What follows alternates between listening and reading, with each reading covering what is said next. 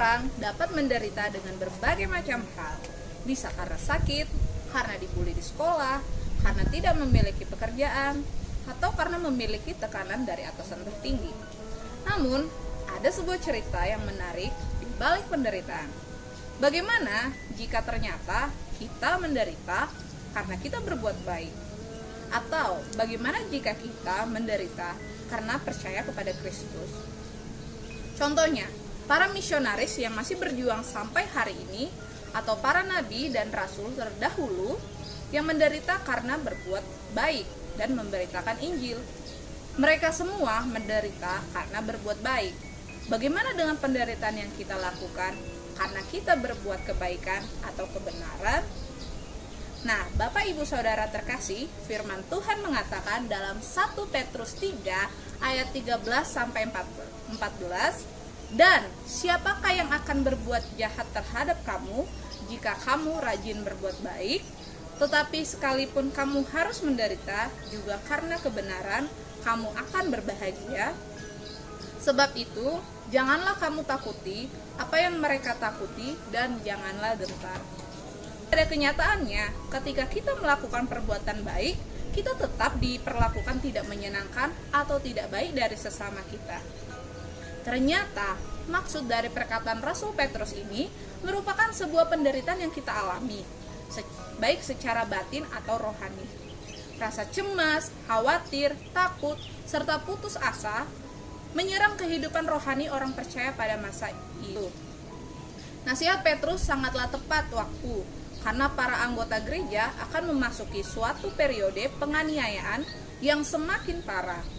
Sampai sekitar abad 64 Masehi, sekitar masa ketika Petrus menuliskan surat ini, pemerintah Romawi umumnya menoleransi kekristenan. Hal itu disebabkan ketika mereka percaya dan mengikut Kristus. Lalu, penderitaan seperti apa sih yang dihadapi oleh orang Roma ketika mereka ikut Yesus? Pada bulan Juli tahun itu, kebakaran menghancurkan sebagian besar Roma dan diisukan bahwa Kaisar Nero sendiri telah memerintahkan agar kebakaran itu dihentikan dalam upaya untuk mengalihkan kesalahan bagi bencana tersebut. Beberapa orang Romawi terkemuka menuduh orang Kristenlah yang menyebabkan kebakaran tersebut. Hal ini menuntun pada penderitaan yang intens terhadap orang-orang Kristen di seluruh Kekaisaran Romawi. Rasul Petrus menyatakan bahwa ketika orang-orang suci atau orang-orang yang percaya pada Kristus menderita sebagai orang Kristen, dapat merasakan sukacita, mengetahui bahwa mereka mengikuti jejak kaki Tuhan Yesus Kristus. Anda dapat melihat dalam 1 Petrus 2 ayat 19 sampai 23. Menjadi pengikut Kristus ternyata tidaklah mudah. Menjadi murid Yesus berarti kita siap untuk menderita menurut kehendak Allah. Apa yang dimaksud dengan menderita menurut kehendak Allah? Menderita berarti sebuah kondisi seseorang yang memiliki beban karena melakukan perbuatan atas dasar kebenaran. Artinya menahan kesakitan badani maupun rohani untuk mentaati hukum kasih Allah. Penderitaan yang dimaksud adalah sebuah penderitaan bukan karena melakukan kejahatan seperti mencuri, berbohong, berzina, dan lain-lain, melainkan kebaikan atas pertobatan untuk memiliki kasih karunia dari anak Allah, yaitu Yesus Kristus. Sehingga kita akan menghasilkan ketaatan kepada Tuhan. Seorang bapak-bapak gereja bernama Clement of Alexandria menegaskan, dia mengatakan bahwa penderitaan adalah tindakan kasih kepada Allah yang telah memberikan keselamatan melalui Kristus, yang telah mati dan bangkit untuk mengalahkan dosa. Mengerjakan apa yang Yesus kerjakan adalah mengerjakan apa yang Allah kehendaki. Hidup seperti Kristus adalah hidup yang menemukan logos atau firman Allah, di mana firman itu lahir di dalam hati atau batin kita, menjadi benih ilahi sehingga kita disebut anak Allah. Seorang bapak gereja juga bernama Cyprian dari Kartago menyatakan bahwa dengan demikian, siapakah yang harus menderita menurut kehendak Allah? Perintah ini sebenarnya merujuk kepada semua orang yang telah dipersiapkan Allah untuk menjalankan karya keselamatan atau disebut sebagai orang pilihan Allah.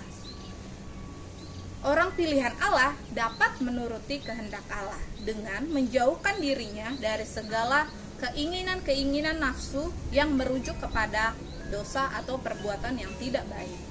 Rasul Petrus juga menasihati kepada jemaatnya agar menjauhi keinginan daging atau perbuatan jahat.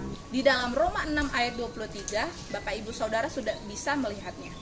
Sebaliknya, jika orang pilihan Allah melakukan keinginan daging seperti hawa nafsu, keinginan, kemabukan, pesta pora, perjamuan minum, penyembahan berhala, dan lain sebagainya yang telah dilarang Allah, maka mereka akan jatuh ke dalam pencobaan atau dosa. Anda dapat melihatnya dalam 1 Petrus 4 ayat 3.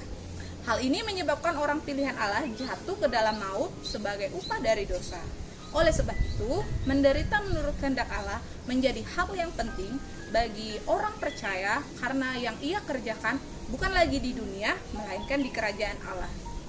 Nah, Bapak Ibu Saudara yang terkasih dalam nama Tuhan, penderitaan bukanlah sebuah ujian maupun bukanlah sebuah hukuman yang berasal dari Tuhan, tetapi itu adalah kuasa untuk menunjukkan bukti kasih yang ditanamkan kepada kita agar kita selalu percaya dan menjadi pengikut Kristus yang sungguh-sungguh melakukan perintahnya.